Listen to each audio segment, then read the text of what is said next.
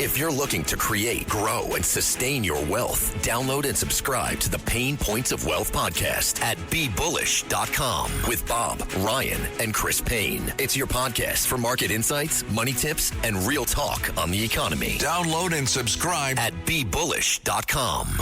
REI Co-op presents a perfect outdoor moment with the perfect gift. Picture this. You're ripping with your favorite person. Bluebird skies, blower powder, and frankly, you're skiing like legends. So sick. Another lap? Thanks to REI's curation, from lid to sticks, you nailed the gift. No way. How'd you know? Does it get more perfect than that? Give without guessing. Shop in store or visit REI.com. The Dominic Carter Show on the Red Apple Podcast Network. And a good Sunday evening to all of you. Dominic Carter here with you folks. I hope you had a lovely and fantastic weekend. Boy, do we have a lot to talk about the course of the next 2 hours. The number to reach me live, let's go ahead and open up the phone lines right now, 800-848-9222. So before I get to the topics at hand, a few things I do want to say. I happened to be Thursday night on the west side of Manhattan, and I looked up and something stopped me dead in my tracks. Rarely does anything capture my attention to make me just stop and focus on it. But I saw something that really touched my heart Thursday night. And it was a little before 6 p.m., and I happened to be at 43rd and 10th Avenue. 43rd and 10th Avenue. And I walk outside of a deli, and for some reason, I don't know why, for some reason I happened to look up and see the street sign. I guess I was trying to figure out what street I was on to make sure of my location. And it said West 43rd Street. And I'm going to post this on my Twitter in a second. I just haven't had time to do it. And right under the West 43rd Street sign, it said Stan Brooks Way, something to the effect. Now, those of you that are native New Yorkers, you should know the name Stan Brooks. Or it should make you say, hey, wait a minute, why does that name sound familiar? Stan Brooks, a legendary radio newsman, and he would go something like this. You know, he was on 1010 Wins, and this is Stan Brooks, 1010 Wins, reporting from, and you're from New York, you grew up listening to Stan Brooks, Doug Edelson. I can go on and on and on with the legends.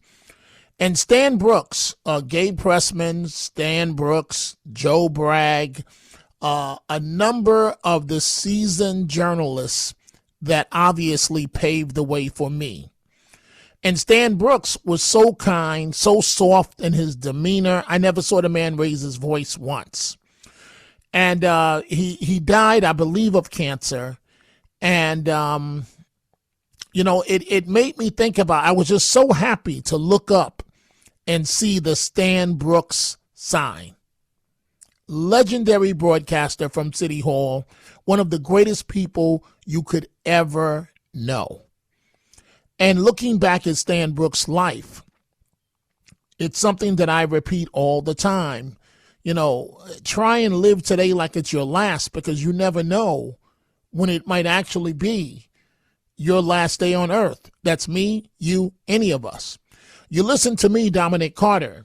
You know I've interviewed many a times a top lawyer in the city, top lobbyist, overall great guy by the name of Sid Davidoff. I'm sure if you go back in the system, you can pull up some of the segments where I've interviewed Sid Davidoff on city politics. Live today like it counts, because tomorrow is promised to no one. A big to-do for the law firm that Sid Davidoff was scheduled for Monday, for today. a big anniversary. It's now been canceled, and it's canceled because Sid Davidoff unexpectedly died. And so, folks, you got to live your life. You got to try and live your life with meaning.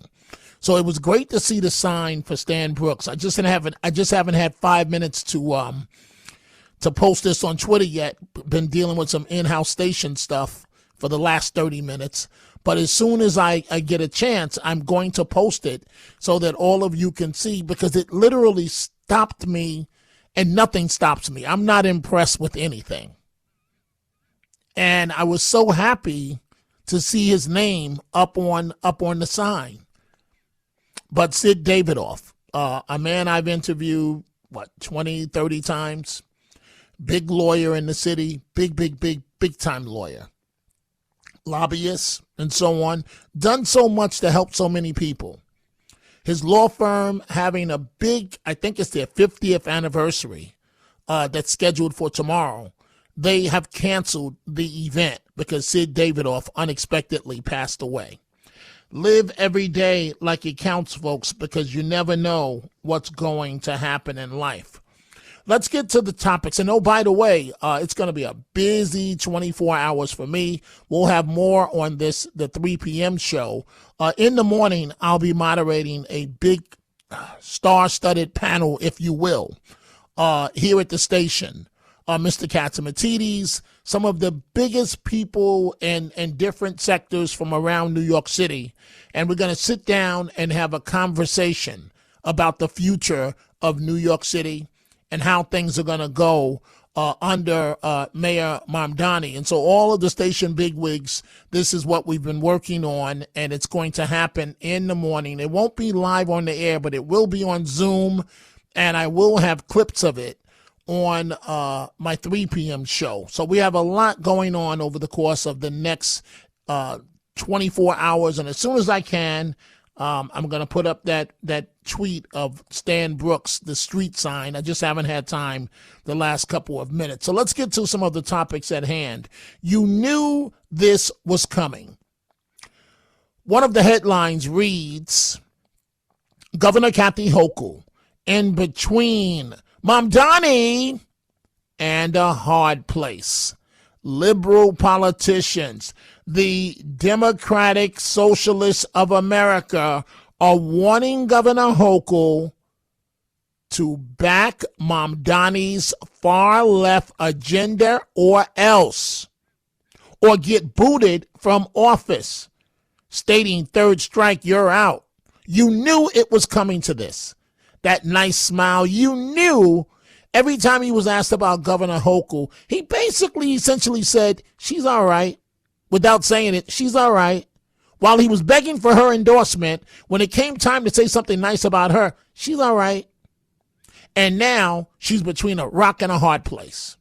Either bow to the far left agenda or else. Liberal lawmakers, members of the Democratic Socialists of America, are putting the squeeze, if you will, on Governor Hochul, even threatening her re-election bid by pushing pro-Mamdani's tax hike proposals.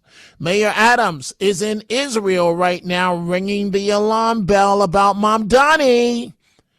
And if you want to know what's ahead for New York, a New York Jets NFL football player shot in the midnight hour in critical condition. In Chicago, residents there had a bonfire after receiving new property tax bills that have increased $977 from just last year.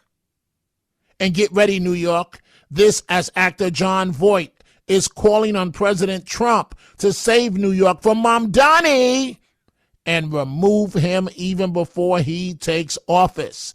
Also this hour, what is going on with Marjorie Taylor Green, from Pitbull and one of Trump's biggest defenders to now one of his biggest critics, and the former First Lady Michelle Obama? I've never been a fan.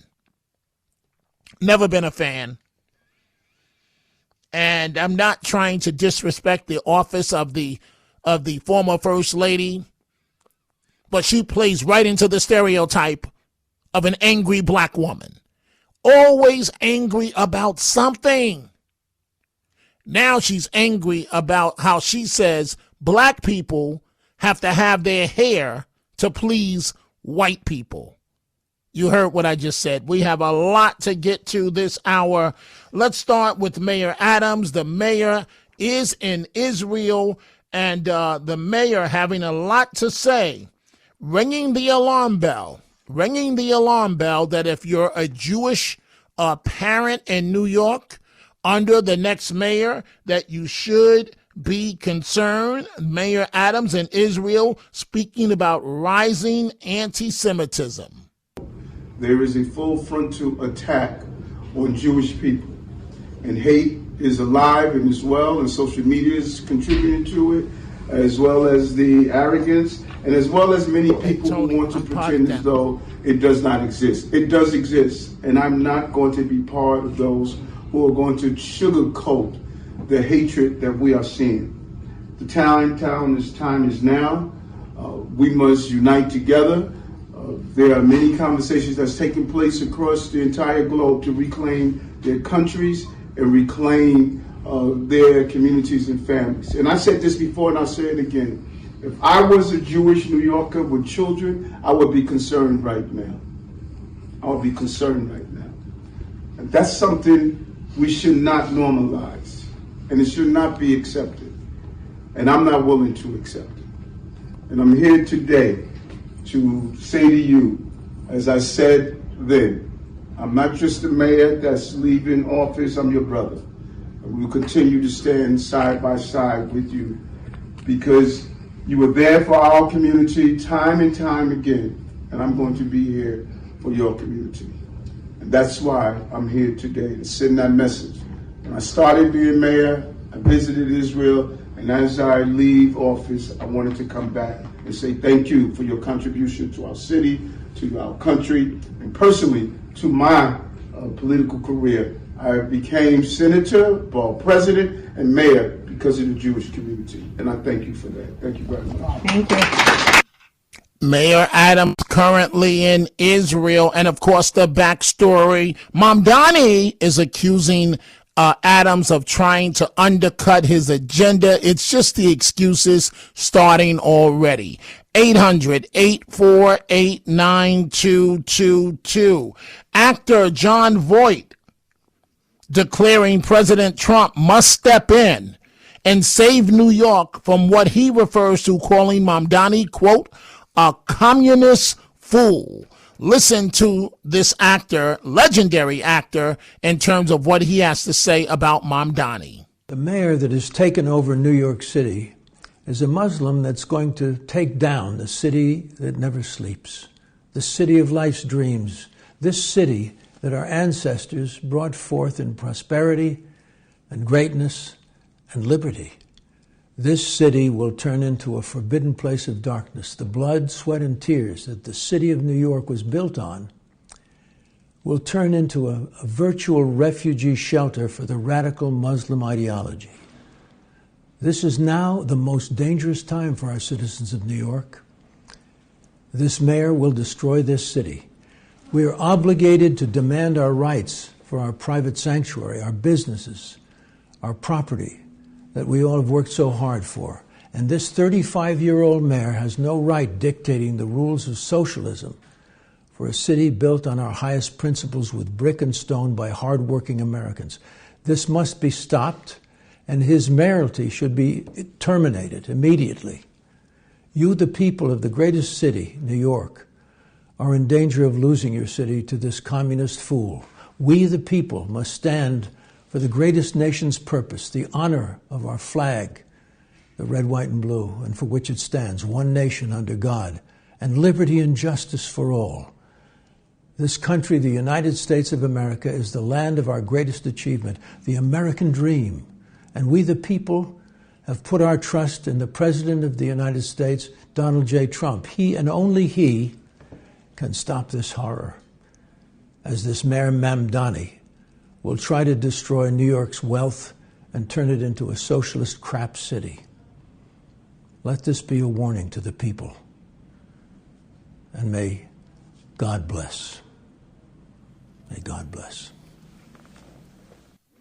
And so I don't exactly know what the president can do, but something has to give in this situation. In a moment, we're going to start our telephone calls going to Norman in Brooklyn on line 1. But now this didn't happen on Mamdani's watch, but you better get used to hearing headlines like this under the new mayor that met the other day with the police commissioner, Jessica Tisch. Still unclear if she's going to stay on in the job, but a member of the New York Jets football team, NFL, shot in Midtown in critical condition. This from the Fox News Channel. Fox News alert, a New York Jets football player, critical condition apparently this afternoon after police claim he was shot in Midtown Manhattan. Connor Hansen has the very latest from the Big Apple on this story. Connor. Hi, Kevin. Breaking details here, but a spokesperson for the Jets did confirm to Fox that Chris Boyd, the cornerback for the New York Jets, was involved in a shooting and was taken to the hospital, but they're not confirming many more details than that. This is reportedly tied to a shooting not far from here in Midtown Manhattan, where police say a 29-year-old man, reportedly Boyd, was shot in the abdomen, taken to the hospital in critical but stable condition. That's Bellevue Hospital, also in Midtown. That's where we often see victims of those serious gunshot wounds taken. The New York Post reporting he's clinging to his life. Now, Boyd was on the injured reserve list for the New York Jets. He came over this year from Minnesota. He's also played for Arizona and Houston. They are not on the field today. The Jets played last Thursday, so we're waiting for more information from them about how Boyd is doing so far. You're looking at this scene here. No arrests have been made in that shooting, so we're definitely hoping for the best for Chris Boyd as we await more details both from police and the New York Jets here, Kevin. And so that's an NFL player, a VIP, if you will, shot in the stomach in Midtown in a critical condition. Didn't happen under Mamdani, but you better get used to it because you're going to hear a lot more of things like that under this socialist. Let's start with your telephone calls on this Sunday night. Dominic Carter here with you, 800-848-9222. Let's start with Norman, line 1 in Brooklyn. Norman, what's on your mind? Yeah, hi, Dominic. Now, look, you're right. I don't know what Trump could ultimately do, at least legally.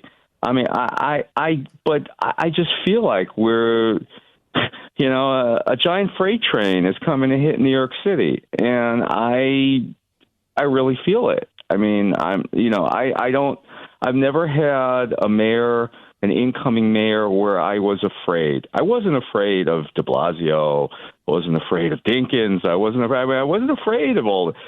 I'm afraid, and I just feel like this is different, and I just got to be some way to stop this. I just, unless he breaks the law, unless he breaks the law, and even then, he's got to have a trial and so on. We saw that with Eric Adams until President Trump stepped in and pardoned him. But I just don't see if there's anything that can be done.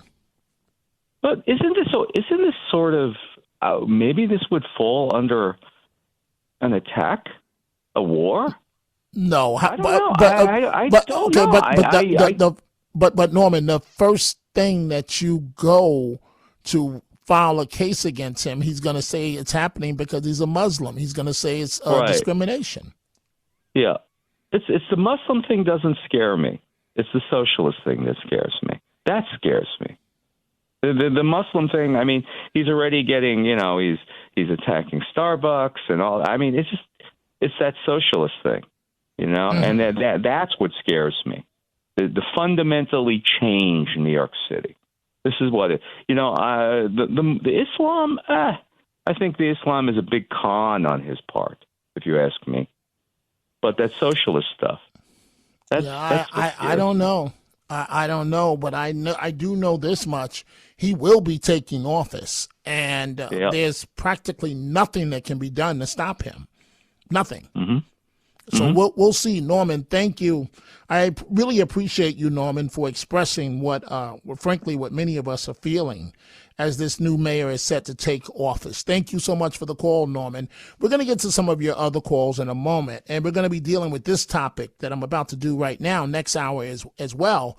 Former First Lady Michelle Obama.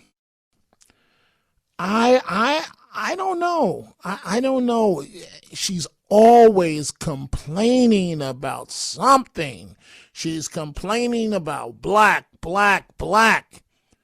Then she's supposedly complaining about her husband and whatever he's doing and behind closed doors with somebody else. I don't know. It's not my marriage. But she's always complaining in a country that's been extremely good to her. As her and her husband own, they have, a $20 million deal with Netflix alone? They own mansions from Chicago to Hawaii to Martha's Vineyard, D.C., and she's always playing the race card. Michelle Obama always playing the race card. I want you to listen to what she has to say, her latest thing, as it relates to black hair, and she claims black people, via their hair, always trying to please white people. Let me explain something to white people. Our hair comes out of our head naturally in a curly pattern. So when we're straightening it to follow your beauty standards, we are trapped by the straightness. That's why so many of us can't swim and we run away from the water. People won't go to the gym because we're trying to keep our hair straight for y'all.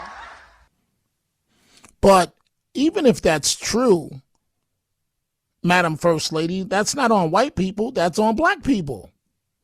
That's not to blame white people, that's on black people. I saw this man online, and I think he sums this up quite dandy. Can someone please tell Michelle Obama to stop talking? Not because she's black, not because she's a woman, but because she says some of the craziest, dumbest things I've ever heard in my life. She's out here literally on some speaking circuit talking about how, black people are oppressed and how, growing up, if you wore the wrong clothes as a black person, then white people could actually take your life. And, the reason that we can't reach our full potential, is because, black people's hair standards are different, this or that.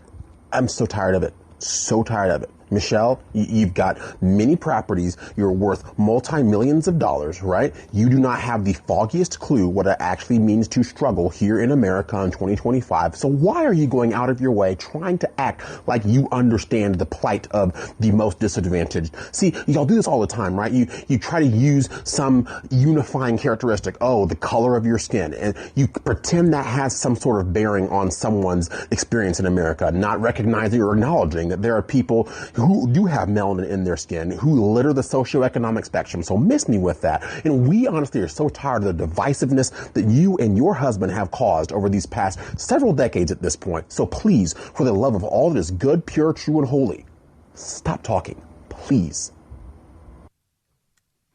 So I've got to take a break, but somebody help me understand this Michelle Obama thing. One, Madam First Lady, you're playing into the stereotype of angry black woman. You're angry over everything. Everything is racism. So then if everything is racism, how did your husband become the first black president?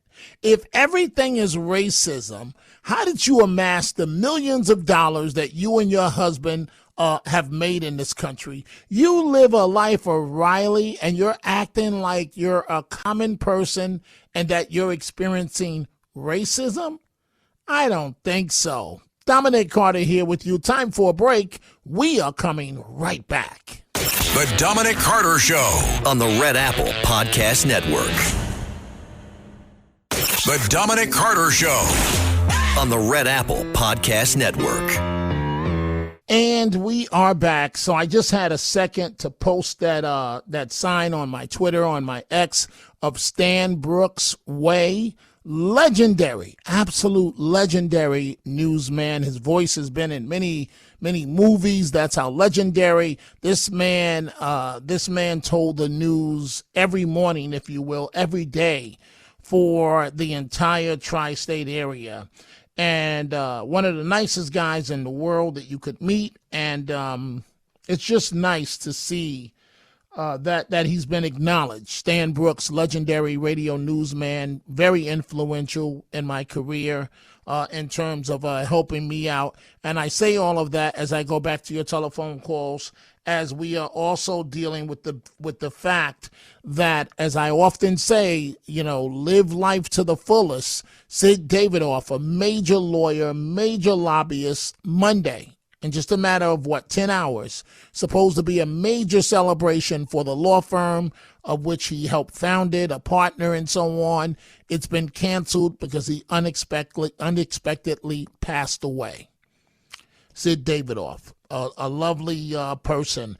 Let's go to your telephone calls here. Let's see. I know I'm not reading this correct. Vinny in Brooklyn, line 3, says, give Mamdani a chance. Are you serious, Vinny? Why not? I say the old needs to be replaced with the new. Give the guy a chance. He's young. He sees things from a new perspective, and nobody really knows what will happen. Give him a chance. Vinny, he's 34 years old. He's managed 5 people in his life. What are your politics? Are you a far left liberal? Because it would make sense why you're saying this if you're a liberal. I never vote. I never voted. Okay, well that explains years. a lot. That explains a lot of why you're saying what you're saying. How could you say this with a straight face?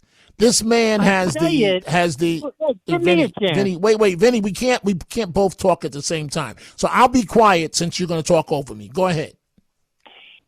I say, because I'm not lost in politics that separates people, I say the new should come in. The old should slowly, humbly fade out. Okay, so I listen to you. Are you going to listen to me now? No, you're not going to go on forever. I listen to you. Are you going to listen to me now? And not talk over me? Okay. Nope. So what about the fact that this one man has terrorized the entire Jewish American community? They're afraid of what's going to happen. What about the fact that the current mayor is in Israel right now, warning Jewish mothers they should be concerned about their children under the next administration? I could go on and on and on and on and on about the dangers of Mamdani, and you're saying give this guy a chance? Can I say something? Go ahead. We create our own fears. Nobody. Okay, Vinny, are you high or something? Come on, man. No, don't waste my time. Are you smoking some ganja or something right now? No. We create our own fears. Did the Jewish community create Mamdani? What about his past, the things he said about Israel? What about his father's past, about belonging to all these anti-Israel groups? Are you serious? The past doesn't matter. The present does. So I take it you're serious. Hey, Vinny, here's the bottom line. Dominic is done with you. Let's go to Steve, line 1 in Brooklyn. What's on your mind, Steve? Hello, Dominic. It's always a pleasure. I just have a quick answer to this person who just called. We don't know what's coming. We know very well what is coming. He's a communist. We have communists in Russia. Russians, for 100 years, they don't have capitalists over there. An average Russian makes $4,700 a year. Average American makes $30,000. What comes in common is poverty. Also, not to mention, Cubans have $1,700 per year, and Americans have $30,000. So we know very well what's coming from communism. Poverty is what is coming, and depression is what is coming. But I wanted to talk about money. It is. And Steve, thank you for the call. Steve properly ringing the alarm bell. Thank you very much. Let's go to line 3, JB in California. JB, what's on your mind? Yeah, I heard you briefly say something about Michelle Obama saying something about racism. Yes, go ahead, JB. Yeah. Well, my question statement is this. There is a black beauty pageant, which basically states within itself, if you're not black, hey, you can't be in it. Okay, JB, what? I'm batting 1,000 with these phone calls. What is your point? How would people feel if there was Caucasian entertainment television or Caucasian beauty pageant? Well, but that's a little unfair. Opinion? That's a little unfair, JB. Oh, that's the reason why you have a BET is historically blacks have felt left out in the world of media. So and BET, by the way, is not black owned. So there goes your entire point. You do know that, right? You do know that, right? I didn't. Yeah, well, you know now. BET is not black owned. It's owned by a white corporation. So I don't understand the point that you're trying to make. Ultimate question: if something was labeled white or Caucasian in front of it, oh God, how would you personally feel, or how would people feel? I wouldn't care because I'm all about living my life. I'm all about doing what I got to do, JB. JB, JB, what is your what? JB, what is your point? What's the point you're trying to get across? She's claiming racism in what regard? She's not claiming racism as it relates to a pageant. You're taking it there with your own agenda. Related to a pageant. I'm just using that as an analogy. Right, and I just told you. You asked how was she saying it's racism, and I just answered for you that she's claiming that black people do their hair to please white people. She's not the first to say it. She's not going to be the last. I find it ridiculous, but I'm also not feeling your point about focusing on a black pageant. What's wrong with that? Well, it's an analogy. It's an analogy. An analogy to make what point? To make what point? To make what point? Caucasian or white. Okay. How would other people feel about said that. Thank hey, you. JB. Thank you. Good night. You said that already. You said. Do you have anything else to say? You tried to make that point. Well, you really haven't given your personal opinion. I haven't. Because I'm not. Because what you're saying is ridiculous. Other people's opinions, if possible, okay, Mr. Carter. You're done. Yep. You're done. Thank you for your call. Go back in your corner, JB, or go back and let your mother pat you on the head and tell you you're special at age 60. Okay? Whatever. Let's go to line 4. Jerry in New Jersey. Jerry, what's on your mind? Yeah, hi, Dominic. I think that we owe the residents and the citizens of New York and the United States, and even the world to some degree, since New York City is the capital of the financial markets for the world, really, and it's also the largest and most important city to the United States. Those statements are true. Mamdani, yeah, so we owe a thorough investigation. There's enough smoke. There's at least some smoke regarding his application for citizenship. And we have a very long period of time. You look back 10 years and you look forward 5 years. A lot of people don't know from the time that you become a citizen. And you want to make sure there's no affiliation at all with communist groups or people who advocate communism. He's not supposed to be doing that. And he's not supposed to be advocating totalitarianism. And he's not supposed to be advocating with any terrorist people or groups. And there's enough smoke that we owe it to everyone. We owe it to veterans. We owe it to everybody who's patriots to at least investigate them. Honestly, give an honest investigation, not a dishonest one. Okay, but Jerry, wait. Let me just argue. Let me argue the other point here. That's a very slippery slope. So that means that every time somebody's elected, that perhaps we don't like their politics, we're going to dig and dig and dig to find a way to have them removed. No. This is a specific, unique case, I think. Take a look at all of the mayors. None of them ever had this problem where they were a recent immigrant, where there's some smoke regarding his background. To not look at it is negligent. It's too important not to look at it. And the time frame is not 10 years. It's 15. A lot of people don't know that. You look forward also from the day he became a citizen on the 8th in 2018. You look forward 5 years. And if he was involved in anything during that period, it's a presumption in law that he is supposed to be removed, and he has to rebut that. And you need clear and convincing evidence to prove him wrong, but it's a civil matter. It's not a criminal matter. It can be if you want, but it would be stupid to go that route. Okay, so wait, Jerry, I'm playing this game with you. It's a bad game because it'll never happen.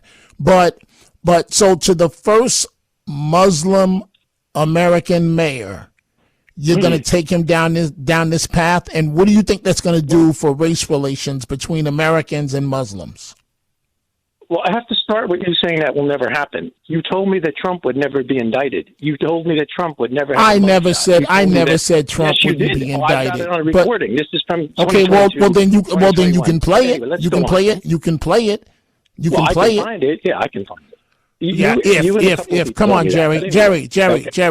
What else did you say? What else did you say I said or whatever? I'm sorry. What else did you say I said? Okay. I was saying that in regards to what I said to you, I'm not saying you were announcing that to people. I'm saying we had a conversation on the air, and you were like, this is ridiculous. They're not going to indict him.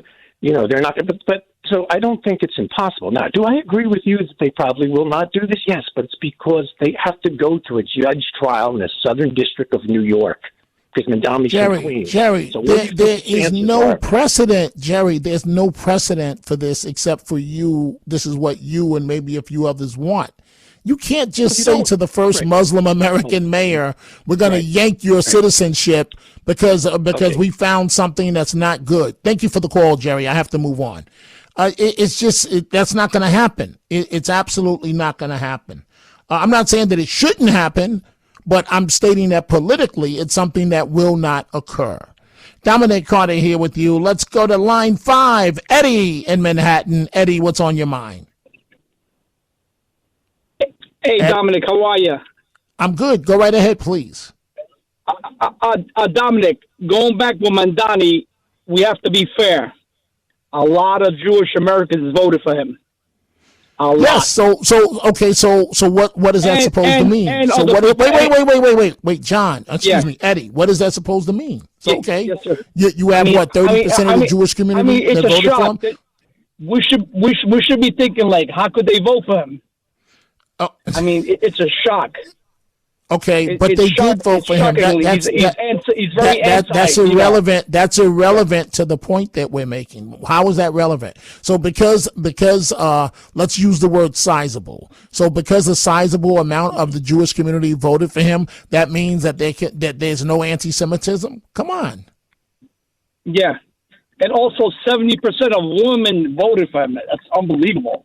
I was very surprised. I'm not. I'm not. He's young, and some have taken exception to me stating this, but he's considered somewhat good looking, and I understand it's questionable by some. Eddie, we can't talk over each other, Eddie. Yeah. So why do you think? Yeah. It's okay. Why do you think women vote 70%? I don't have the exact number in front of me. Why do you think 70% of women voted for him? You're right. He's young. The looks mean a lot. It's really true. The looks, the way he talks, and then he also says, "I'm not really like that. They're lying. I'm really, right. And they believe him. And they believe him. But Dom, to be fair, I know some Muslims that are conservatives. They hate him. They says, "Oh no, a real Muslim's got to be conservative." On the censor. I have a friend in the gas station. He says, "Oh, my community hates him." It says because he's socialist. They don't accept it. Right. I hear you. And there's also a lot of European Muslims in this country, Yugoslavians, Albanians. People forget that. There's hundreds of thousands of Albanian Muslims and former Yugoslavian Muslims from Montenegro, Bosnia, and they don't like him. Because a lot of them are doing too. Fair enough. I hear you, Eddie. Fair enough. Thank you for the call. Let's now go to John, line 1 in Reno, Nevada. Good evening, John. What's on your mind? Dominic, what's going on in New York City is what's happened throughout our history with cities, where there's always political struggle between the far left and the left. And as the far left takes power, sometimes, like in Atlanta, the whites and the affluent people move out to the suburbs. Other cities, such as Paris, the ruling class have maintained control of the city, and they've set up suburbs of slums for the workers. New York City is at a crossroads, and it can still go either way. depending largely on Mamdani's success. It may still be run by the mainstream of the party, but it does look like the Greens and the Social Democrats have a chance to turn things around and take over control of the city. When that happens, there will be much white flight and much Jew flight.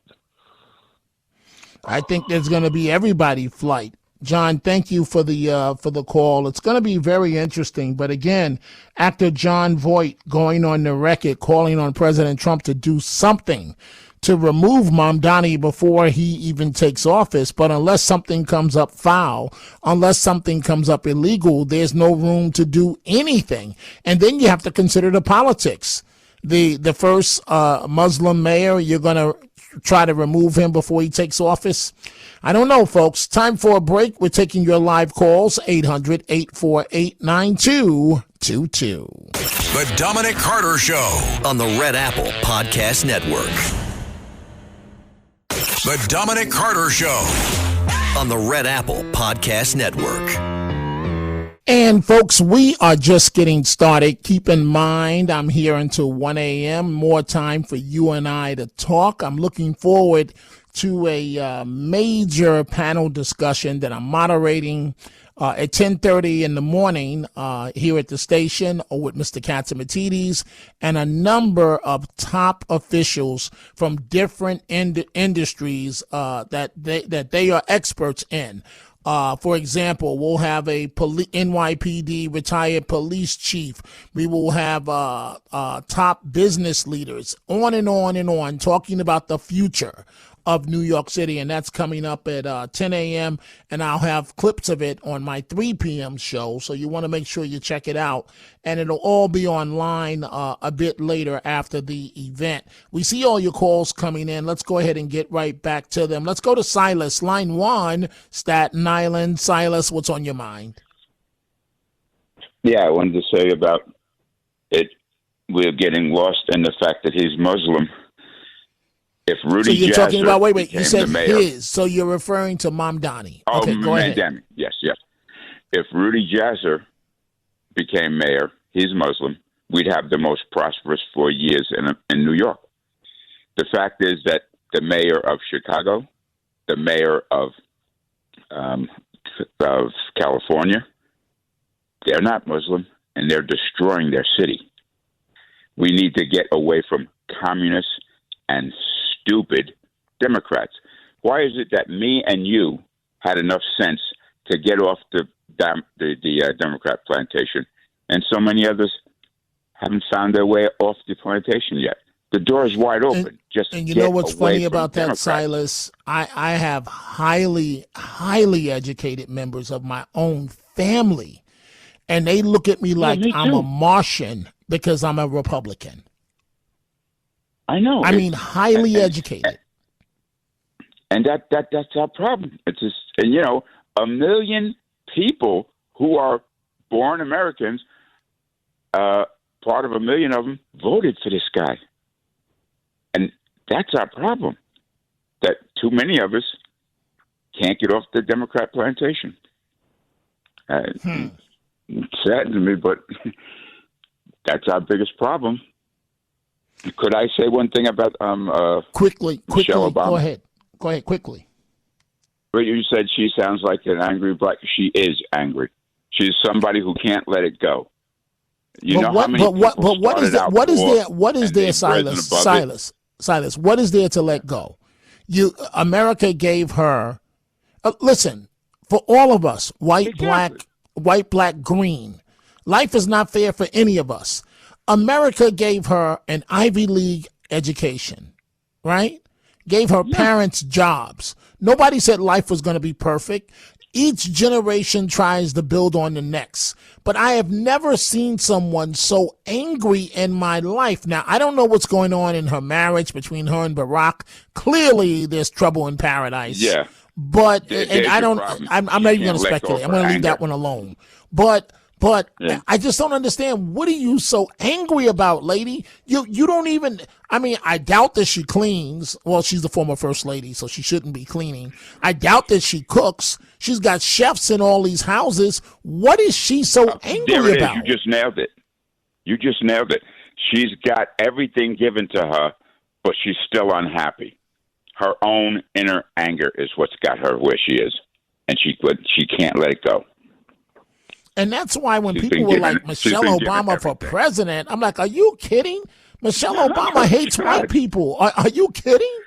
I mean, Silas, thank you for the call. I got to move on. Thank you. Let's go to Angelina, line 3, Long Island. Angelina, what's on your mind?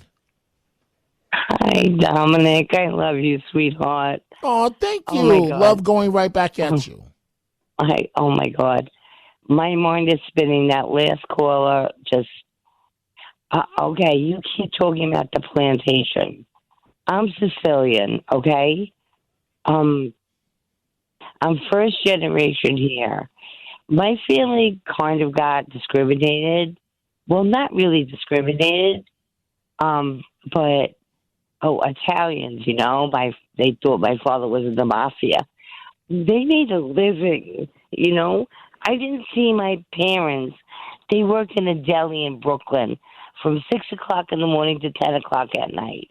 They didn't get anything when they came here. My mother, my grandfather died, and my grandmother was raised in an orphan in Sicily for 5 years, okay? And they came here from America, and they made their way. I just don't understand. What is this? And the plantation, what is Michelle Obama complaining about? It's just making me sick. And then another thing that's making me sick is that why are these women voting? Why is everybody thinking that Mamdani is so good looking? Okay? Dominic, my mind is spinning here. Please help me. And then it's going to be the 21st anniversary of 9/11. Angelina, if you want to hold, but it's going to be about 8 or 9 minutes. If you want to hold, I'll continue with you. I hate to cut you off short. It's just that I have no choice. We have a break that we have to hit in 10 seconds. So we see all of your telephone calls. If you folks want to hold, we're coming up next hour. We'll get to your calls, 800-848-9222. The Dominic Carter Show on the Red Apple Podcast Network.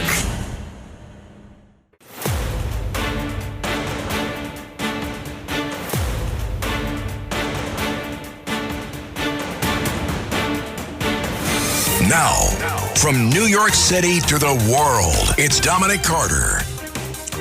And this is a wonderful thing that I'm about to tell you about. In life, you don't get something for nothing. All of us within the sound of my voice know that, except for some that are delusional. And if you do get something for nothing, you really should not. The federal government is overhauling SNAP, the food stamp program, all users. This is one good thing that came out of the government shutdown. All users will have to reapply to prove that they genuinely need it. All of us want to help fellow Americans, not illegals, but you really should need the service and not just be dependent on it from generation to generation. Secretary of Agriculture Brooke Rollins has announced that the program will be rebuilt and all users will have to reapply to again prove they genuinely need it. On day one, when I was sworn in, which was earlier this year in February, the very first thing I did was send letters to every single state in America and said, never before has the federal government asked for the data, but it is a new day. President Trump is the president. We know there's a lot of fraud. We need to help partner with you all to figure out how to make sure that this money and these benefits go to those who truly need it and not rife with fraud and corruption. 29 states, mostly the red states, responded with their data sets February, March, April. So the numbers that you're talking through, those are numbers that we have been collecting and analyzing since early summer, late spring. Okay. The fact that this spotlight shined on SNAP has allowed us to talk about it. But here's the most unbelievable news I have really just over the last few days, that 5,000 dead people, that was just 1 month. The number is closer to 186,000 deceased men and women and children in this country are receiving a check. Now, that is what we're really going to start clamping down on. 500,000 are getting 2. But here's the really stunning thing. This is just data from those 29 mostly red states. Can you imagine when we get our hands on the blue state data, what we're going to find? It's going to give us a platform and a trajectory to fundamentally rebuild this program, have everyone reapply for their benefit, make sure that everyone that's taking a taxpayer-funded benefit through SNAP or food stamps, that they literally are vulnerable and they can't survive without it. And that's the next step here. And come on, folks, we all know of individuals that are abusing the food stamp system. I would say many, I'd say most people genuinely need it, but not all. 800-848-9222. We see all of your calls from around the country. We are about to begin with them in just a moment. But here in New York City, Mamdani, the incoming socialist mayor of the city that somehow won the election, well, he was a big topic on Bill Maher's HBO show. And Maher dropping a reality bomb, if you will, on Mamdani's voters with a brutal history lesson on, guess what? Socialism. Democrats must recognize that Zohran Mamdani is the future of the party. Unfortunately, it's the Republican Party. We've run this experiment many times, and the results are always obvious. Here's capitalist South Korea at night from space. Here's socialist North Korea. Yeah. In 1990, Venezuela was wealthier than Poland. But then Poland, finally free of Soviet-style economics, went all in on capitalism. And now their economy is as big as Japan. And people there have high wages, low inflation, cars, vacations, homes. Meanwhile, Venezuela traded capitalism for Hugo Chavez's socialism for the 21st century, which turned out to be like socialism in the last century, or any century. A mess.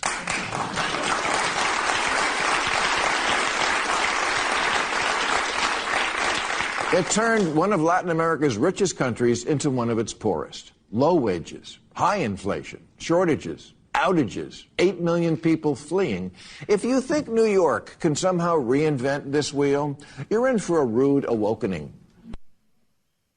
And it's going to be a horrible situation, but we'll exactly see what happens. So a story that I'm focusing on, I'm still scratching my head literally on this one. Former First Lady, and I see Sandra in New Jersey wants to talk about this. She wants to talk about Marjorie Taylor Green, that no longer appears to not be a Trump supporter. She claims that she is, but Sandra wants to talk about Marjorie Taylor Green and Michelle Obama, the former First Lady, yet again complaining about racism. Oh, my God. Ivy League education, former First Lady of the United States of America, and unfortunately, she's an angry black woman.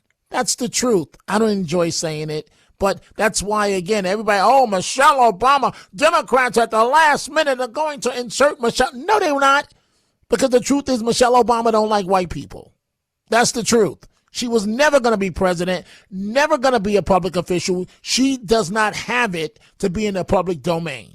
So now, even though she's the former First Lady, now she's complaining that black people, I guess black women, have to change their hair and do their hair. You're not going to believe this, in order to please white people. Can someone please tell Michelle Obama to stop talking? No, that's the wrong soundbite. We're looking for the one with Michelle Obama, which is soundbite number 4. Number 4. And let me explain something to white people. Our hair comes out of our head naturally in a curly pattern. So when we're straightening it to follow your beauty standards, we are trapped by the straightness. That's why so many of us can't swim. And we run away from the water. People won't go to the gym because we're trying to keep our hair straight for y'all.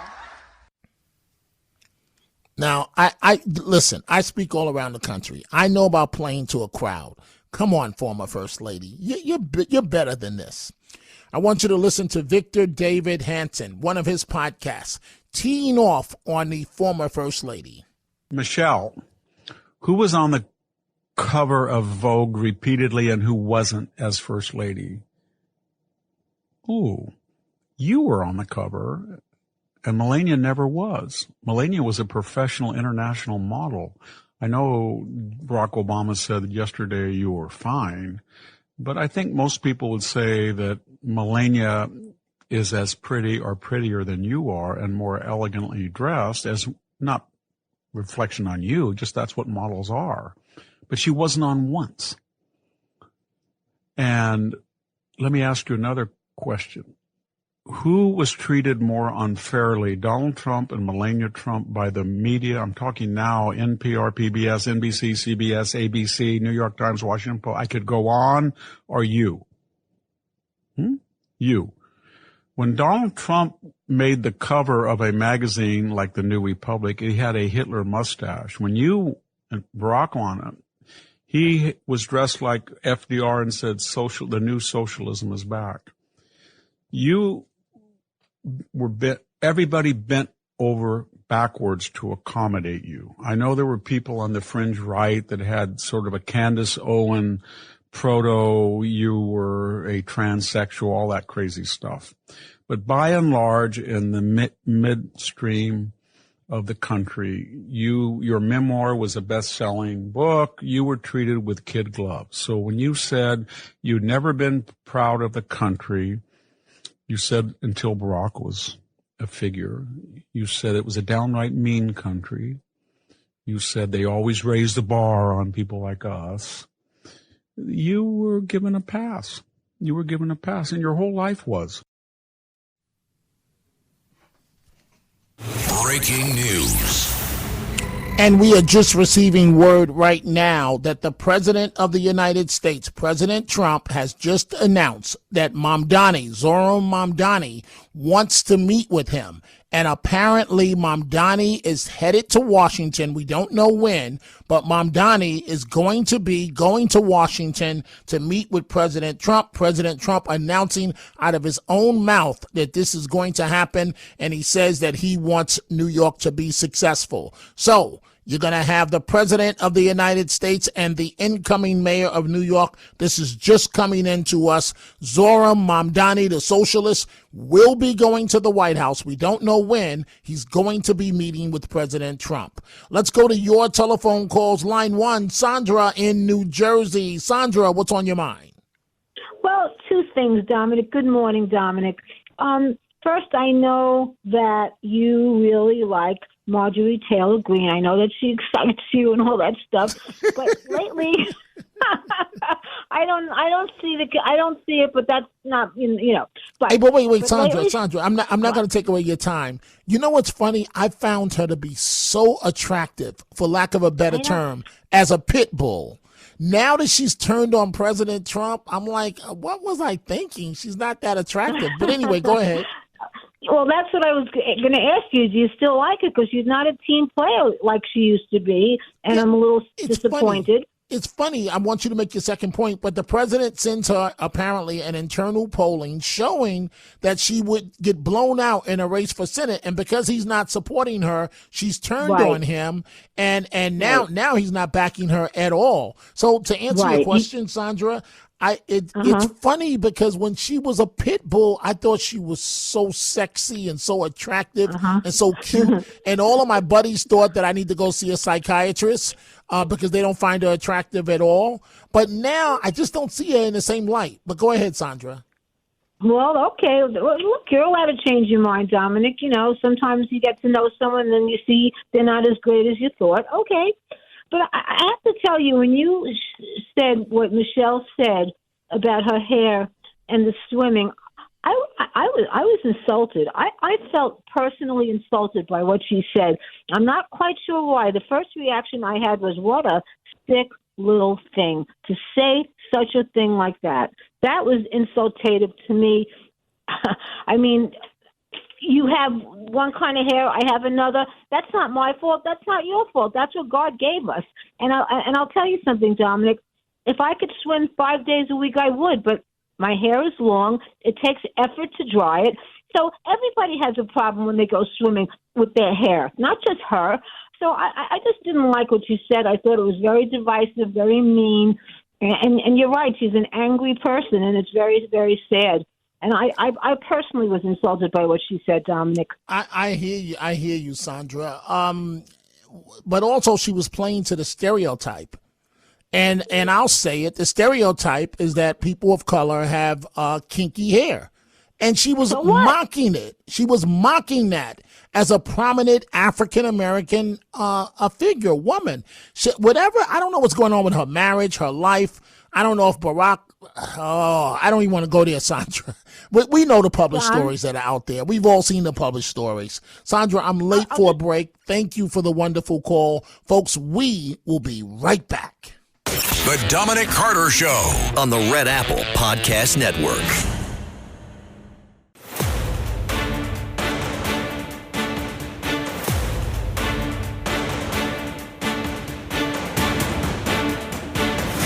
Now, from New York City to the world, it's Dominic Carter. And this is a wonderful thing that I'm about to tell you about. In life, you don't get something for nothing. All of us within the sound of my voice know that, except for some that are delusional. And if you do get something for nothing, you really should not. The federal government is overhauling SNAP, the food stamp program, all users. This is one good thing that came out of the government shutdown. All users will have to reapply to prove that they genuinely need it. All of us want to help fellow Americans, not illegals, but you really should need the service and not just be dependent on it from generation to generation. Secretary of Agriculture Brooke Rollins has announced that the program will be rebuilt and all users will have to reapply to again prove they genuinely need it. On day one, when I was sworn in, which was earlier this year in February, the very first thing I did was send letters to every single state in America and said, never before has the federal government asked for the data, but it is a new day. President Trump is the president. We know there's a lot of fraud. We need to help partner with you all to figure out how to make sure that this money and these benefits go to those who truly need it and not rife with fraud and corruption. 29 states, mostly the red states, responded with their data sets February, March, April. So the numbers that you're talking through, those are numbers that we have been collecting and analyzing since early summer, late spring. Okay. The fact that this spotlight shined on SNAP has allowed us to talk about it. But here's the most unbelievable news I have really just over the last few days, that 5,000 dead people, that was just 1 month. The number is closer to 186,000 deceased men and women and children in this country are receiving a check. Now, that is what we're really going to start clamping down on. 500,000 are getting 2. But here's the really stunning thing. This is just data from those 29 mostly red states. Can you imagine when we get our hands on the blue state data, what we're going to find? It's going to give us a platform and a trajectory to fundamentally rebuild this program, have everyone reapply for their benefit, make sure that everyone that's taking a taxpayer-funded benefit through SNAP or food stamps, that they literally are vulnerable and they can't survive without it. And that's the next step here. And come on, folks. We all know of individuals that are abusing the food stamp system. I would say many. I'd say most people genuinely need it, but not all. 800-848-9222. We see all of your calls from around the country. We are about to begin with them in just a moment. But here in New York City, Mamdani, the incoming socialist mayor of the city that somehow won the election, well, he was a big topic on Bill Maher's HBO show.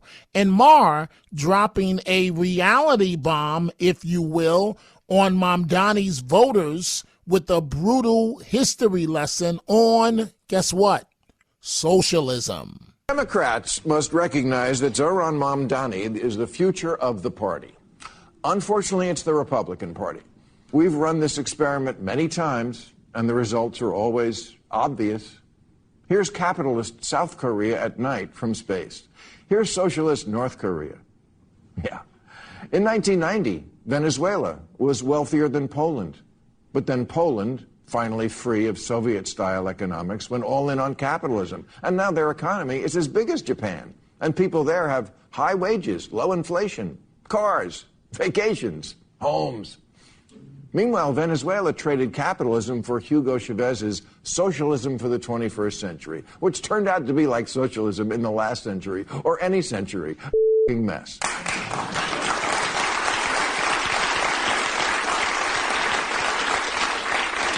It turned one of Latin America's richest countries into one of its poorest. Low wages, high inflation, shortages, outages, 8 million people fleeing. If you think New York can somehow reinvent this wheel, you're in for a rude awakening. And it's going to be a horrible situation, but we'll exactly see what happens. So a story that I'm focusing on, I'm still scratching my head literally on this one. Former First Lady, and I see Sandra in New Jersey wants to talk about this. She wants to talk about Marjorie Taylor Green, that no longer appears to not be a Trump supporter. She claims that she is, but Sandra wants to talk about Marjorie Taylor Green and Michelle Obama, the former First Lady, yet again complaining about racism. Oh, my God. Ivy League education, former First Lady of the United States of America, and unfortunately, she's an angry black woman. That's the truth. I don't enjoy saying it, but that's why, again, everybody, oh, Michelle Obama, Democrats at the last minute are going to insert Michelle. No, they're not, because the truth is Michelle Obama don't like white people. That's the truth. She was never going to be president, never going to be a public official. She does not have it to be in the public domain. So now, even though she's the former First Lady, now she's complaining that black people, I guess black women, have to change their hair and do their hair. You're not going to believe this, in order to please white people. Can someone please tell Michelle Obama to stop talking? No, that's the wrong soundbite. We're looking for the one with Michelle Obama, which is soundbite number 4. Number 4. And let me explain something to white people. Our hair comes out of our head naturally in a curly pattern. So when we're straightening it to follow your beauty standards, we are trapped by the straightness. That's why so many of us can't swim. And we run away from the water. People won't go to the gym because we're trying to keep our hair straight for y'all. Now, I listen, I speak all around the country. I know about playing to a crowd. Come on, former First Lady. You're better than this. I want you to listen to Victor David Hanson, one of his podcasts, teeing off on the former First Lady.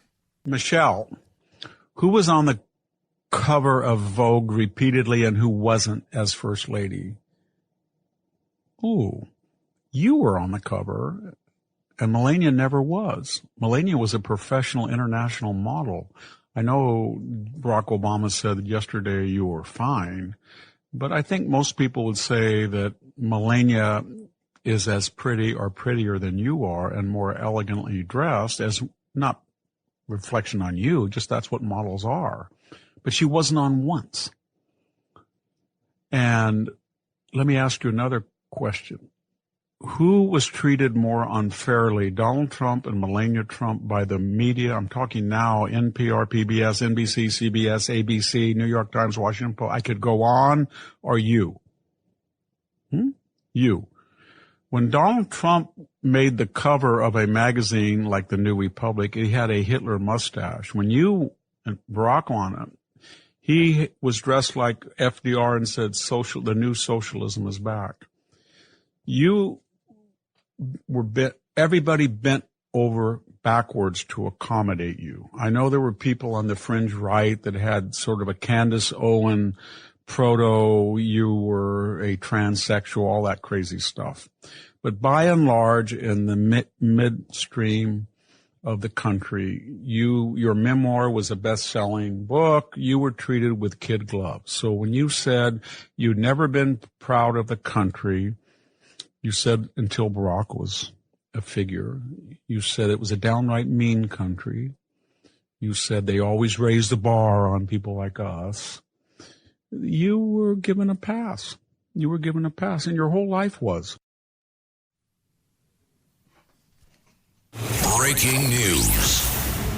And we are just receiving word right now that the President of the United States, President Trump, has just announced that Mamdani, Zohran Mamdani, wants to meet with him. And apparently Mamdani is headed to Washington. We don't know when, but Mamdani is going to Washington to meet with President Trump. President Trump announcing out of his own mouth that this is going to happen. And he says that he wants New York to be successful. So you're going to have the President of the United States and the incoming mayor of New York. This is just coming into us. Zohran Mamdani, the socialist, will be going to the White House. We don't know when. He's going to be meeting with President Trump. Let's go to your telephone calls. Line 1, Sandra in New Jersey. Sandra, what's on your mind?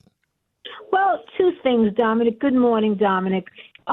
First, I know that you really like Marjorie Taylor Green. I know that she excites you and all that stuff, but lately, I don't see it. But that's not, you know. But, hey, but wait, but Sandra, lately, Sandra, I'm not going to take away your time. You know what's funny? I found her to be so attractive, for lack of a better term, as a pit bull. Now that she's turned on President Trump, I'm like, what was I thinking? She's not that attractive. But anyway, go ahead. Well, that's what I was going to ask you. Do you still like it? Because she's not a team player like she used to be, and I'm a little disappointed. It's funny. I want you to make your second point, but the president sends her apparently an internal polling showing that she would get blown out in a race for Senate, and because he's not supporting her, she's turned on him, and now he's not backing her at all. So to answer your question, Sandra, it's funny because when she was a pit bull, I thought she was so sexy and so attractive and so cute. And all of my buddies thought that I need to go see a psychiatrist because they don't find her attractive at all. But now I just don't see her in the same light. But go ahead, Sandra. Well, okay. Look, you're allowed to change your mind, Dominic. You know, sometimes you get to know someone and then you see they're not as great as you thought. Okay. But I have to tell you, when you said what Michelle said about her hair and the swimming, I was insulted. I felt personally insulted by what she said. I'm not quite sure why. The first reaction I had was, what a sick little thing to say such a thing like that. That was insultative to me. I mean, you have one kind of hair, I have another. That's not my fault. That's not your fault. That's what God gave us. And I'll tell you something, Dominic. If I could swim 5 days a week, I would. But my hair is long. It takes effort to dry it. So everybody has a problem when they go swimming with their hair, not just her. So I just didn't like what you said. I thought it was very divisive, very mean. And you're right. She's an angry person, and it's very, very sad. And I personally was insulted by what she said, Dominic. I hear you, Sandra. But also she was playing to the stereotype. And I'll say it, the stereotype is that people of color have kinky hair. And she was mocking it. She was mocking that as a prominent African-American figure, woman.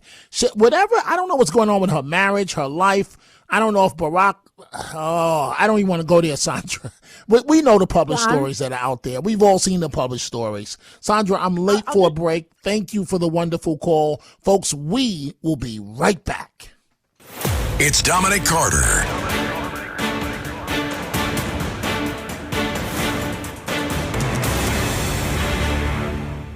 Are you paying too much for term life insurance? There's a tremendous price war in the term life industry. Rates have dropped dramatically in the past few years. For example, a man aged 45, non-smoker, can get $1 million of coverage for $75 per month. Level rate for 10 years. Or a man aged 50, non-smoker, can obtain $500,000 of coverage for a monthly premium of $110. Level rate for 20 years. That's right, guaranteed level rate for 20 years. If you're a smoker, we have great rates available for you as well. At Termbusters, we specialize in policies of $500,000 and above. If you're looking for a new or replacement term life insurance, call today for a quote. 800-786-9161. You're probably paying more than you should. Call 1-800-786-9161. Remember, 1-800-786-9161. Sample rate quotes based on preferred non-smoker rate class. Exam required to qualify. Did you know you can help regrow cartilage in your joints, ligaments, connective tissue, and joints weaken with age? All because our natural production of a particular protein declines, leaving you vulnerable to injuries. Scientifically proven, this overlooked nutrient can help rebuild connective tissue, strengthen joints, and support mobility. Not having enough of this protein was once considered to be an irreversible step in the progression of joint pain. Until now, just go to getnativepath.com/bow and get up to 45% off today. GETNATIVEPATH.com/bow. The following is a paid commercial announcement. Hi, I'm Angie. Did you know a billboard can save a baby's life? It's true. You can make a difference this holiday by helping us spread the pro-life message to reach those who are struggling with an unplanned pregnancy. Our billboards and ads feature our 800 hotline for help, which connects people to pro-life centers nationwide that can assist with free medical help, baby supplies, and more. Won't you join us in this season of giving? Please make a gift today. Visit prolifeacrossamerica.org. That's prolifeacrossamerica.org. When it comes to vaping, the truth can get clouded. So let's make it clear. Vaping is not safe for youth. Because vaping can put microscopic particles into your lungs. And dangerous things like metals into your body. And nicotine, which can harm a person's brain development through their mid-20s. With appealing flavors, high nicotine levels, and lots of promotion on social media, many kids think vaping is harmless, but it's not. So talk to your kids about the risks of vaping. Because when you talk, they hear you. Learn more at underagedrinking.samhsa.gov. When it comes to vaping, the truth can get clouded. So let's make it clear. Vaping is not safe for kids, teens, or young adults. It's just not. Because vaping can put microscopic particles into your lungs. And dangerous things like metals and volatile organic compounds into your body. And nicotine, the same highly addictive substance found in regular cigarettes. Nicotine can harm a person's brain development through their mid-20s.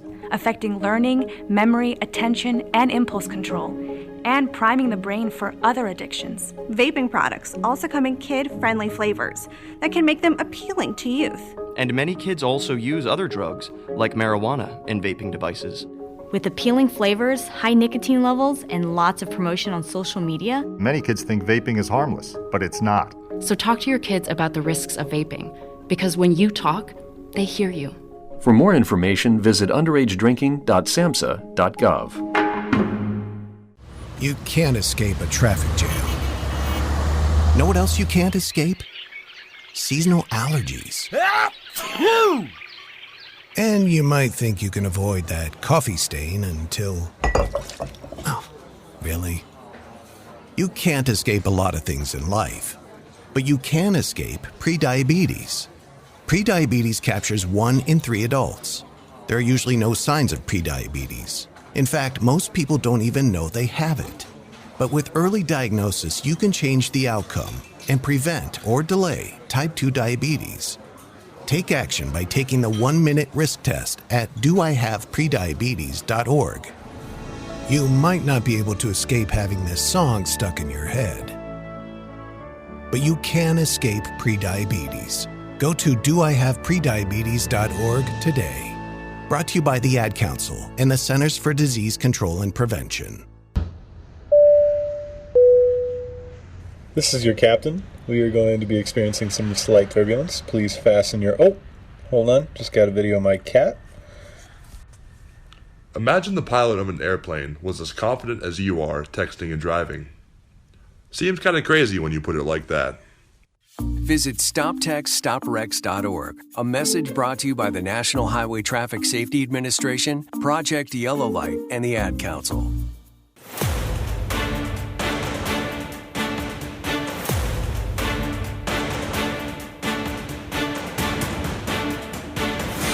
Now, from New York City to the world, it's Dominic Carter. Breaking news. And the information is coming out right now directly from the president's mouth. Mamdani apparently will be going to the White House for a meeting with the President of the United States. Mayor of New York, I will say, would like to meet with us and we'll work something out. But he would like to come to Washington and meet, and we'll work something out. We want to see everything work out well for New York. So Mamdani's gone from an assemblyman supervising a staff of 5 with very little experience to winning the Democratic nomination for mayor of New York City, to winning the general election for mayor of New York City. And his next stop is going to be the White House for a meeting with President Trump. And it's a classic bait and switch. Mamdani talked the talk during the campaign. Oh, Trump's the devil, Trump's the enemy, but he needs Trump for his agenda. And President Trump is going to have a wide awakening for him. It's going to be interesting. Let's go back to your telephone calls here. Let's go to John, line 5, Long Island. John, what's on your mind? Hey, Dominic, in regards to Michelle Obama, these are these ridiculous politicians to keep the argument going for this and destroying society with these crazy comments like that. They changed the landscape of the world, what they did. They should be proud of it. Instead, they want to keep the argument going to keep themselves relevant. It's despicable. As another example, I just want to say one more thing. Hey, wait. But John, hold on a second. John, hold on a second. Stephen Elmont says he doesn't see anything wrong with what Michelle Obama said. So I'm going to bring him in live in the conversation. John and Steve, you guys are talking to each other. So Steve, did you just hear what John said? Yeah, I did hear what he said. And, okay, what's your reaction to it? My reaction is that it's something that needs to be spoken about. I think it's a learning opportunity. Wait. What black hair needs to be spoken about? Yes, it is. Just like the Crown Act, there's actually laws being put into place because of the discrimination and stuff that's going on. The Crown Act is one of those things. Okay, but Steve, what does Michelle Obama have to complain about, to John's point? And I agree with them. I mean, this lady lives the life of Riley, has several mansions. What does she have to complain about? Because she lives in high society doesn't mean that she's has to give a complete blind eye to what's happening in other communities of colors just because she's no longer there. It's called pimping the community. It's called relating to the community so that the community stays on her side. She does not live the life of the average person. She doesn't even have to talk to police officers or anybody. She has a Secret Service detail. There's nothing regular about her life. John, what's your reaction to what Steve just said? Well, she's complaining with 2 loaves of bread on each arm. And you, my friend, you're falling for the rhetoric. You got to advance your life. There's more important things in the world about people's hair. We all have different. I wish I had platform shoes. I could be 6'7", play basketball amongst other black players. You can't be like that. That's how life is. If that's all you're talking about, all you think about, your life is pathetic, bro. I have to tell you that. You can't think of these things. Move on. Make something of your life and figure out the hair. Say it. Okay, well, let me. I'm glad you said that. Talking about things that matter to us. It doesn't matter. It doesn't matter, bro. Can I finish, please? It doesn't matter to you, but it's a big part of my life. I'm a black male with locks that I had in my hair since 1989. That everybody in my family hated because they were fearful that I would not be able to get a job and work for someone because I had locks. Wait, Steve, wait. I want you guys to do me a favor if you can. I got to do another small segment. If you take a break, both of you, I'll come right back to this because it's a very important conversation. I'd like to continue it. John on Long Island, Steve in Elmont. But I got to tell you, Steve, I respect what you're saying, but I agree with John on this one. I'm coming right back. The Dominic Carter Show on the Red Apple Podcast Network.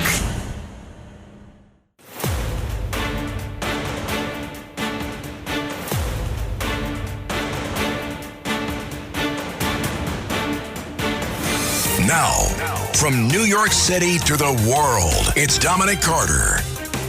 And in a moment, I'm going back live to Steve in Elmont, John in Long Island about the controversy former First Lady Michelle Obama has started discussing black hair.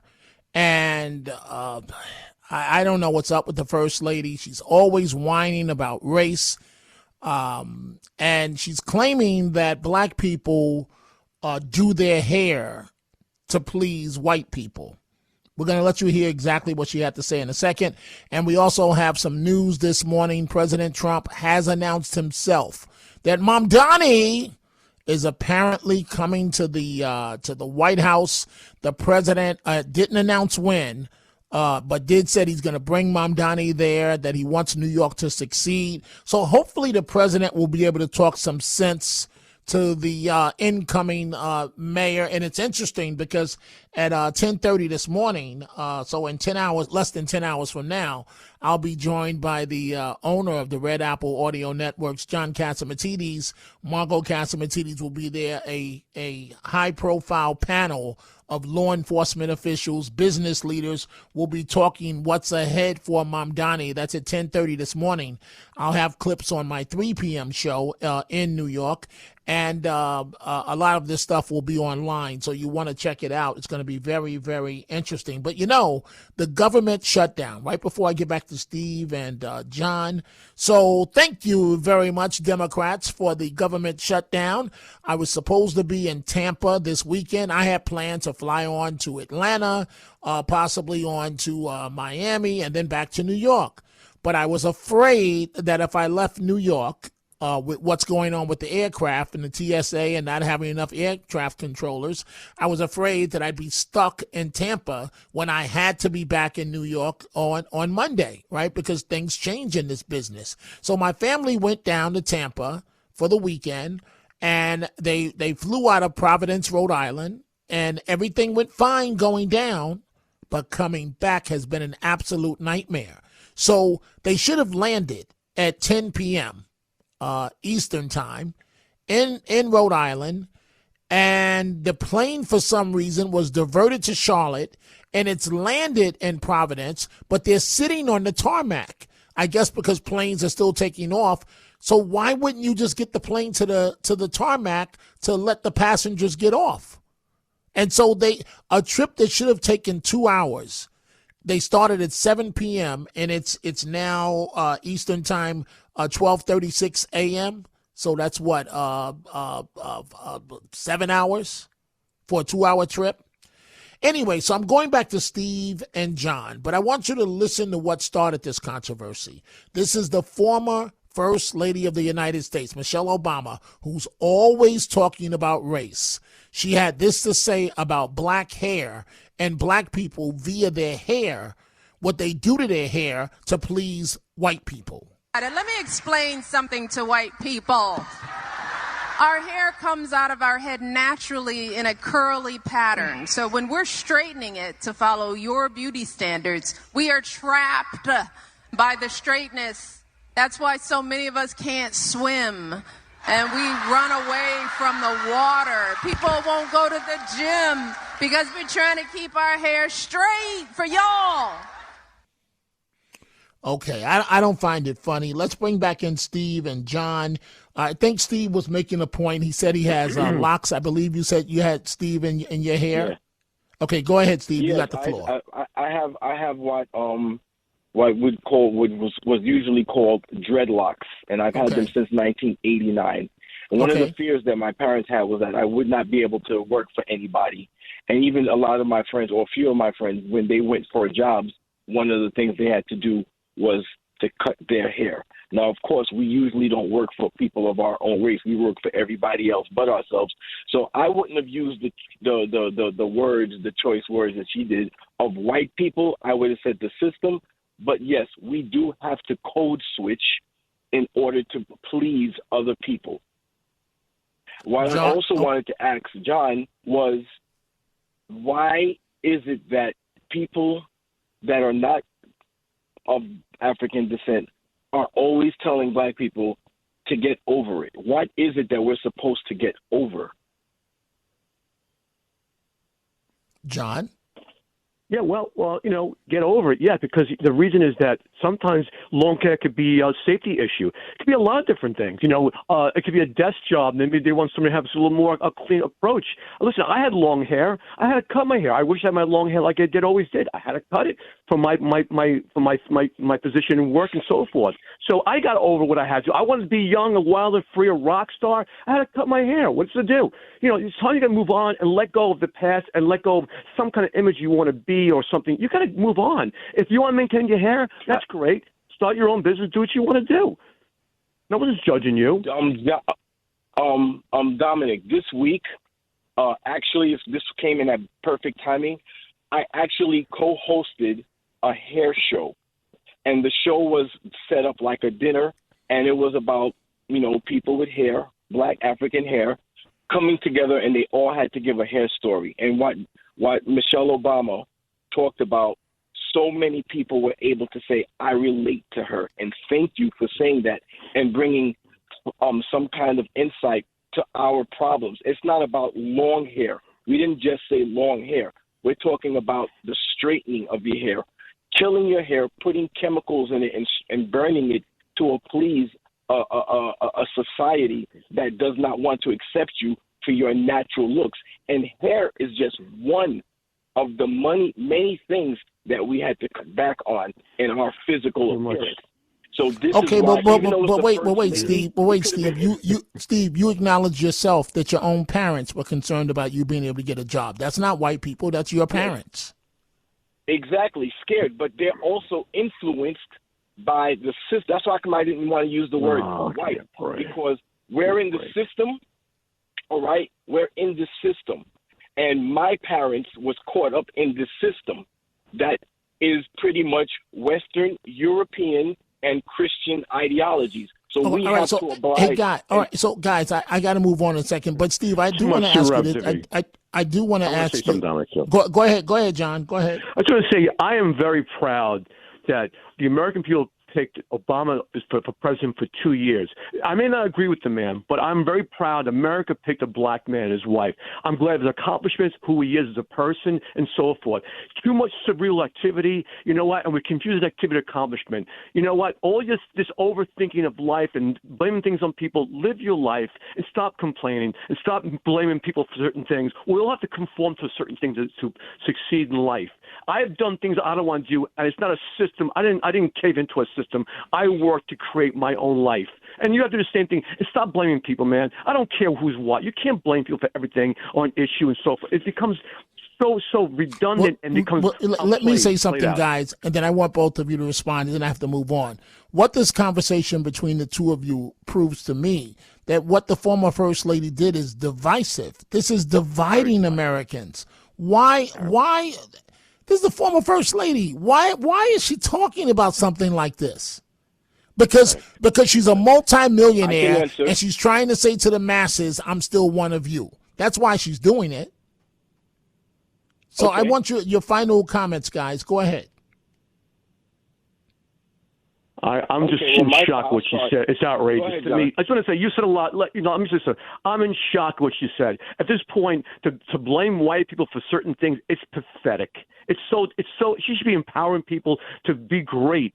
And you talk about black people and hair. My John, God, I what agree we with you. reduce ourselves Steve, to? Steve, I have enormous respect for you, but I agree with what John just said. Go ahead. Okay, I believe that in order to get in the game that you don't own or make the rules for, you have to code switch. One of the code switching that you have to do sometimes is abide by the laws, which is apparent. But I'm glad that she took on the subject, because it's something that if we actually wanted to sit and talk about, there are so many women, black women, that are so happy that she brought this up. And she brought up their plight of what they have to do. Braids, having your hair braids wasn't even okay until the late 90s and it wasn't black people that made it okay. It was a bunch of white girls who decided to braid their hairs like black women, and all of a sudden it was acceptable. So yeah, these are subjects that I think that is very important for us to discuss, that you understand why it's important to us. To just say, I had to change things in my life. No, you had to change things in your life, but we would not get hired. There's certain things that is so deep from the minute, and I don't want to go this far because I know everybody's going to go, but from the minute we stepped off, or my people stepped off the slave ship, our hair was an issue. We used to have to hide rice in our hair in order to eat. And we talk about that at these hair shows on the plights and how you braided your hair in the form of a map just in case you got lost, how to get this way. So it's a serious subject. It's not just about clout. It's something that really needs to be discussed, and it's very personal to me because I know what I've been through in my life because of my hair. I don't want to just move on, but I will. Fair enough, guys. Thank you, Stephen Elmont, John in Long Island, for a lively discussion. I just think that it's horrible that the First Lady brought this up. We have too many other pressing issues. You're no longer in office. Stop trying to relate to the common man or woman. You're a multimillionaire, and America has been darn good to you, Michelle Obama. I get it. You're an angry black woman, but don't blame us for the status of your marriage that apparently is falling apart with Barack, that you two live separate lives. We have nothing to do with that. Stop dividing America. Let's go to line 2, Marianne in Queens. Marianne, what's on your mind? Oh, my friend, let me tell you, I am, as a woman, I'm going to give my opinion. I believe that nobody has the right to influence me the way that I want to have my hair. She's been very disgusted, like it was mentioned before, divisive. She is not acting on her stature as a first lady. I don't think that's a language that she has to use anyway. Why she call white people of whatever color it is? Let me tell you, the problem that we have is that when she was a first lady, she would go with the Hollywood crowd, mostly white, and she would vacation in the mansions. She was enjoying it. Now, why she wants to deprive? Why she wants to deprive the black women to enhance their beauty? Let me tell you, in those Spanish countries, beauticians learn how to enhance the women's hair because we are mixed. We are black and we are Spanish mixed. So anything that the beauticians will do to enhance our beauty, we will welcome and enjoy. She is touching the wrong chord here. She is playing with the black women to make them do whatever she wants them to do, because in her time, she was doing everything to look better, whatever she wanted to do. Why now she is trying to influence in a negative way when those black women look so beautiful the way that they were fixing their hair and the fashion of whatever they're using? I don't understand. She doesn't stay, away. Fair enough. Marianne, thank you for the great call. Let's go to Tony, line 5 in Florida. Tony, what's on your mind? Hi, Dominic. This is for the gentleman with the dreadlocks. Do you know how much time white people spend thinking about black people's hair? No time about all. 0%. Exactly. We could care less. Unless it affects our hair, like my hair, I don't care what anybody's hair looks like. If he walked past me on the street, I have long hair and a ponytail, he wouldn't give me a second look because he doesn't care about my hair either. And for Michelle to say what she said, she's just hateful. Either that or she's extremely jealous of white people's hair. I don't know which. Tony, there's certain things I can't say on the public airway, but all you have to do is pick up the tabloids about who's doing what with who, and I don't want to talk about the status of their marriage, but all you have to do is pick up the tabloids and the rumors of who he's allegedly messing around with, who happens to be white. That would explain a lot of why the former First Lady is saying these things. Tony, thank you for the great call. I don't see how this is productive. It divides America. That's all it does. We're talking about black people hair and black people doing their hair to please white people, according to former First Lady of the United States, Michelle Obama. We are coming right back. The Dominic Carter Show on the Red Apple Podcast Network.